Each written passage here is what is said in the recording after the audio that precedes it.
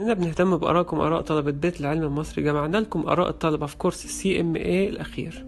صراحة في الأول كل سنة وأنتم طيبين وكل سنة وإن شاء الله كلنا بخير يا رب. دكتور محمد كان مثال للأخ الكبير اللي بينصحنا دايما وبيتكلم معانا في كل الموضوعات. ربنا يجعله في ميزان حسناته. و... وأنا ليا دي بداية ليا معكم مع المركز، بس إن شاء الله ما تكونش نهاية. والأمر كله كان ممتاز، وبتمنى لكم كلكم التوفيق بإذن الله. بالي الدنيا تمام. الدكتور ما قصرش صراحة، الله يبارك له.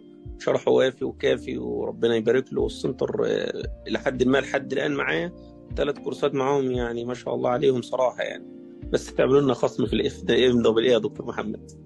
انا خدت 3 دورات معاكم في بيت العلم، اي فيرس وسي ام اي وبايثون. لا طبعا دكتور محمد يعني الصراحة ادانا الكورس كمان بخبرات بسكيل اكتر من منهج. الهانج اوتس دي مفيدة جدا جدا جدا. والمركز طبعا ما اثرش في اي حاجة. المحاضرات انا بعضها سمعتها متسجل، كانت بتتبعت على طول بعد المحاضرة، وبيض الله وجهكم يعني.